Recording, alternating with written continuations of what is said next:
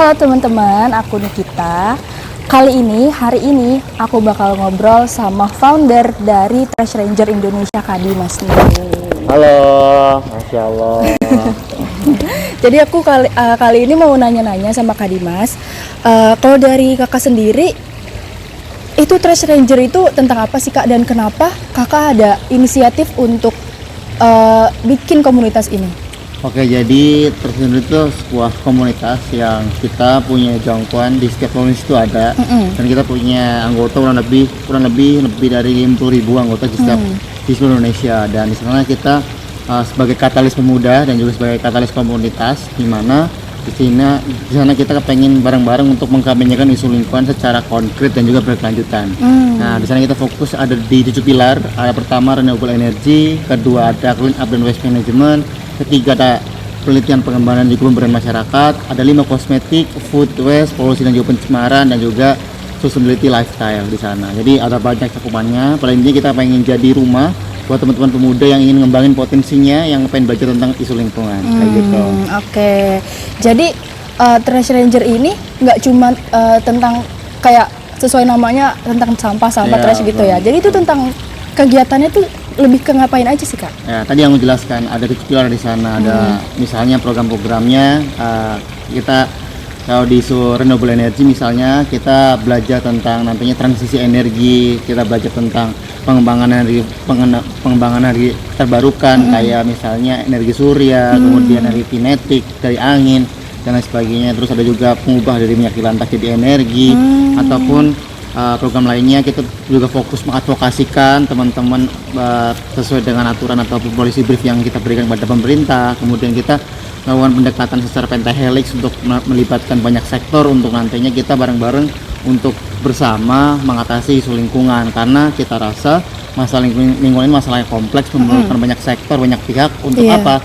Untuk bareng-bareng nantinya kita bersama menyelamatkan bumi kayak gitu. Keren banget Kak. Kalau boleh tahu, Trash Ranger ini punya slogan nggak sih? Kita punya filosofi kita sebutnya, mari bergerak ayo berdampak. Jadi kita mengartikan kepengen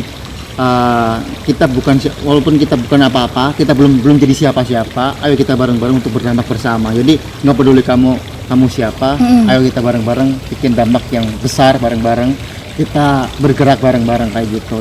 Oke, jadi kalau misalnya TRI ini itu kan nggak cuman aktif ke trash gitu doang, kayak ngeberesin sampah segala macam. Itu tuh kayak event-event yang belakangan ini Trash Ranger adain itu lebih fokus kemana sih Kak? Oke, kembali lagi aku selalu jelaskan sesuai dengan 7 pilar tadi, dan karena setiap provinsi mereka bisa memilih pada intinya, tapi kita punya semacam kewajiban lah buat teman-teman bikin program minimal sebulan sekali kayak gitu. Kayak kemarin kita di Kemenpora, teman-teman Trash Ranger Jakarta bikin pelatihan workshop talk show yang ngomongin tentang biomasa dan juga transisi energi di sana. Kemudian teman-teman di Sulteng, Sulawesi Tengah itu kita juga punya mereka belajar tentang food waste bareng-bareng teman-teman yang ada di sana, dan kita juga masuk juga nominasi award dan dapat award juga, yaitu di Telkom untuk membahas tentang sustainability di sana. Terus selain itu juga kita punya alat tentang pengolahan sampah tadi. Jadi kita programnya nggak cuma clean up aja, tapi juga kita konkret di sana untuk mengatasi di isu lingkungan kayak gitu, terutama di isu sampah. Jadi kita punya pengolahan sampah yang pakai konsep waste circular economy, masyarakatnya diberdayakan bersama pemudanya, dan dari sampah itu bisa menghasilkan ekonomi buat masyarakatnya. Nah, kita juga menerapkan praktik green job, kita juga belajar tentang green economy, di mana itu adalah tantangan masa depan yang kita perlu belajar sebagai generasi muda di sana. Betul. Oke, kalau dari kakak sendiri nih, menurut kakak kenapa ya masyarakat Indonesia tuh masih susah banget kalau misalnya ngolah sampah, masih suka ada yang buang di kali, buang di tempat-tempat sembarangan. Itu kenapa sih Kak? Oke, kalau dari aku sih kayaknya karena kita nggak pernah dibiasain dari kecil, dari dulu untuk membiasakan hal tersebut. Kalau dulu itu kan paradigmanya adalah kita harus membuang sampah pada tempatnya. Tapi yang paradigma itu aku rasa itu sekarang udah kurang relevan. Tapi yang tepat adalah sekarang bukan lagi membuang sampah pada tempatnya, tapi membuang sampah sesuai jenisnya kayak gitu.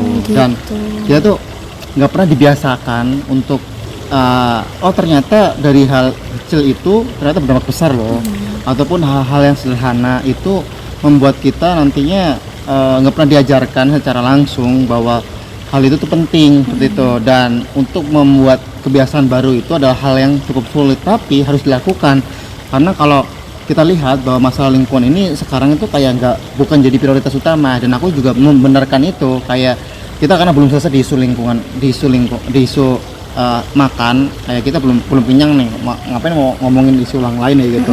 Dan juga di isu kemiskinan ya gitu. Jadi oleh karena itu, tapi kalau misalnya kita segera selesaikan isu masalah sampah ini atau masalah lingkungan ini, ya nantinya akan jadi bom waktu yang nantinya bakal berdampak besar, berdampak negatif khususnya untuk ke depan. Oleh karena itu ya aku mendukung sih dan mendorong untuk isu lingkungan ini juga jadi prioritas juga untuk penyelesaian di masyarakat kayak gitu artinya. Itu juga sekarang tuh berkurang karena banyak lahan-lahan kosong yang sekarang tuh dijadikan rumah atau department store atau kayak ya untuk kepentingan pribadi perusahaan lah gitu. Itu benar banget. Gitu. Tapi hal yang paling mendasar tuh satu sebenarnya, kita nggak pernah dibiasakan. Kita nggak pernah diajarin tentang oh ternyata penting loh untuk kita nggak sembarangan buang sampah, ataupun kan dulu kan kita diajarinnya dari kecil buanglah sampah pada tempatnya. Nah sekarang udah nggak relevan. Yang benar adalah buanglah tempat sampah sesuai jenisnya. Nah itu yang harusnya dibudayakan sekarang, karena kalau bisa kita membuat sebuah kebiasaan baru itu adalah hal yang sulit, tapi kita harus lakukan. Jadi yang menurut aku menjadi masalah di sana adalah kita nggak terbiasa. Itu aja sebenarnya. Kalau kita dari kecil dari sejak dini dibiasakan untuk membuat kebiasaan itu, ya kita akan biasa aja kayak gitu. Kita akan terbiasa untuk seperti itu. Tapi yang menjadi aku poin di sini adalah aku rasa kita belum jadi prioritas utama kalau ngomongin tentang isu lingkungan atau terutama isu sampah, kayak karena kita belum habis selesai dengan urusan perut dan juga kemiskinan. Ya gimana kalau kita mau ngomongin isu lain kayak gitu. Tapi harapannya semoga di tahun ini ataupun tahun depan itu isu lingkungan terutama sampah lebih diprioritaskan ya, karena ini akan jadi bom waktu ke depan kalau nggak segera nantinya kita mencoba untuk menyelesaikan masalah ini kayak gitu. Oke, jadi lebih apa ya, meningkatin kesadaran diri sendiri dari masing-masing aja kali ya, buat untuk lebih buang sampah pada tempatnya, terus jangan buang sampah sembarangan gitu. Terus kalau misalnya nih Kak, kan ada ya galon sekali pakai sama galon isi ulang. Nah itu yang lebih ramah lingkungan tuh menurut Kakak yang mana ya? Oke, dari aku yang isi ulang sih kayak gitu. Tapi pun yang sekali pakai pun itu bisa kita manfaatkan kembali sebenarnya. Jadi yang perlu diubah adalah mindsetnya. Aku rasa paling baik ya kita kalau bisa bawa tumbler sendiri, isi dari rumah. Misalnya teman-teman yang di kampus bisa nantinya kita di Trust ini juga mendorong teman-teman di kampus kita mengadvokasikan bahwa ternyata penting juga loh di setiap vokasi, setiap kampus tuh menyediakan refill air minum kayak gitu. Dibandingkan teman-teman membeli botol saja tanpa ada nantinya mekanisme pengolahan botol plastik tersebut kayak gitu. Jadi kita juga mendorong barangkali nih dari teman-teman UIN mau tertarik untuk mengimplementasikan tentang kita bikin program bersama tentang refill, ataupun teman-teman BEM atau HIMA bisa didengar juga bahwa itu hal sederhana tapi dampaknya luar biasa teman-teman.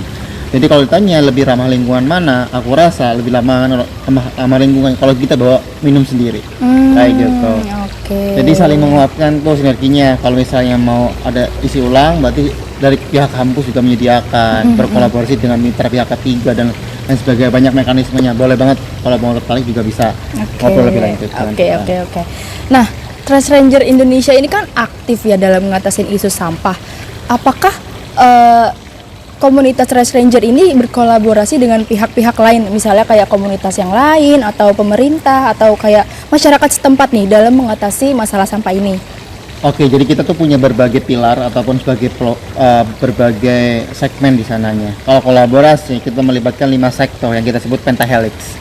Itu pun teman-teman pasti udah banyak yang tahu. Pentahelix ini meliputi meliputi pemerintah, akademisi, swasta, masyarakat dan juga media. Nah, jadi kolaborasi yang baik adalah yang melibatkan 5 sektor ini. Kalau bisa pemerintah, kita bisa berbicara tentang segi kebijakannya, berbicara dari segi bagaimana regulasi yang ada. Nah, kemudian di segi swasta, mereka bisa memberikan pendanaan, mereka bisa memberikan lapangan pekerjaan ataupun hal-hal yang dibutuhkan yang sesuai dengan pihak swasta. Akademisi, mereka bisa membantu kita untuk mengembangkan alat-alat inovasi dan lain sebagainya. Terus di masyarakat ada subjek ataupun pelaku utama yang kita bisa ubah atau kita beri edukasi yang sesuai dengan tupoksi dari masyarakat. Dan ini adalah pelaku utama sebenarnya, kayak mau pada perubahan yang satu masyarakat perlu digerakkan. Yang terakhir adalah media dibutuhkan untuk apa? Kalau kita bikin program yang baik ya, terus kita juga harus publikasi dengan baik. Eksistensi itu perlu, kita juga kabarkan tentang hal-hal yang baik yang perlu dikabarkan, kayak gitu. Nggak kan yang sering muncul sekarang bad news is good news, tapi aku rasa kita juga perlu untuk mengglorifikasi teman-teman yang dia punya prestasi, teman-teman yang punya praktik baik di isu lingkungan yang perlu diangkat. Banyak banget loh lokal champion yang mereka berhasil mengolah sampah, yang mereka berhasil mengatasi krisis iklim lingkungan yang perlu banyak diangkat, kayak gitu. Jadi kita jangan jadi wadah untuk mengimplementasikan program-program yang kita lakukan tadi, kayak gitu. Keren banget ya. Nah, terus abis ini dari sejauh kegiatan yang udah kakak laksanain nih sama teman-teman Trash Ranger Indonesia, itu apa sih kegiatan yang selama ini tuh paling berkesan gitu selama kakak terjun ke dunia masyarakat untuk mengedukasi atau untuk mengatasi sampah-sampah yang berserakan? Oke, sebenarnya anyway kita nggak cuma ngomongin sampah ya, dari tadi dia highlight sampah-sampah, nggak kita lingkungan yang sesuai dengan 7 sektor tadi ataupun pilar tadi gitu teman-teman. Nah, kalau ditanya apa yang paling berkesan tuh sebenarnya banyak banget ya yang paling berkesan, tapi yang aku rasa paling ngena di aku adalah ketika apa yang kita usahakan, apa yang kita bangun tanpa nggak disengaja, tersendiri ini sebenarnya nggak disengaja, tapi malah memberikan dampak yang luar biasa yang menyeluruh kepada banyak masyarakat dan juga pemuda di dalamnya.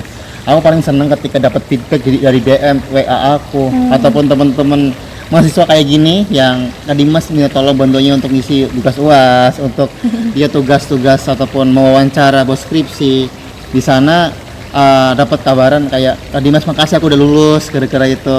Terus kayak gara-gara aku magang di Trash Ranger, gara-gara aku ikut Trash Ranger aku keterima magang, aku keterima kerja, terus aku juga diundang jadi speaker, aku jadi nilainya A misalnya. Itu menurut aku kebahagiaan yang luar biasa yang aku rasakan, kayak gitu. Kayak bisa ngebantu proses bertumbuhnya banyak-banyak generasi muda, karena kalau kita sering ngomongin Indonesia Emas 2045 dimulai dari sekarang. Kalau misalnya dari sekarang kita secara grassroots-nya nggak saling tolong menolong, nggak saling membantu untuk nantinya menciptakan generasi yang punya visi misi yang oke, ya nantinya mereka omongan Indonesia Emas itu hanya segera omongan, menjadi mimpi saja, tapi nggak diwujudkan. Oleh karena itu feedback yang diberikan kayak after mereka ikut komunitas Trash Ranger itu adalah menurut aku kebahagiaan yang luar biasa di sana ya. Kalau di masyarakat itu mereka lebih banyak terbantu dan mereka ngerasa dampak yang lebih baik dari sebelumnya. Kayak contoh nyatanya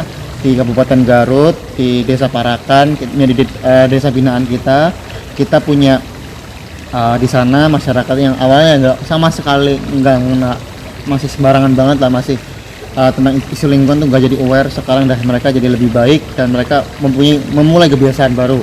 Itu yang menurut aku menjadi dampaknya luar biasa hingga sekarang, kayak gitu. Dan terakhir aku harus ceritakan, kita ada desa juga di Riau, di mana kita desa binaan kita itu menggunakan tadi yang aku jelaskan, waste circular economy, di mana menggunakan alat pengolahan sampah kita yang disebut dengan incinerator hide burner. Jadi sampah rumah tangga dipilah yang organik dan juga anorganik. Yang organik jadikan kompos dan juga yang nggak masuk kompos buat maggot itu nanti buat pakan ternak ataupun buat pakan budidaya ikan. Sedangkan nantinya yang anorganik dimanfaatkan kembali, dan sedangkan sampah yang nggak masuk organik dan juga anorganik itu nantinya dibakar. Alat kita dibakar nggak mengeluarkan asap. Alat bakarnya unik ya. Alat pembakarannya itu pakai oli bekas dan juga air di sana. Sisa pembakarannya apinya dimanfaatkan lagi buat pupuk granula, buat pertanian, dan juga dijadikan ekobatako. Nah itu jadi semua sampah dimanfaatkan kembali dan jadi keuntungan segi ekonomi buat masyarakatnya, kayak gitu kurang lebihnya. Jadi sampah itu intinya kalau dimanfaatkan dengan baik itu bisa berguna ya buat Iya. orang-orang, buat masyarakat. Betul.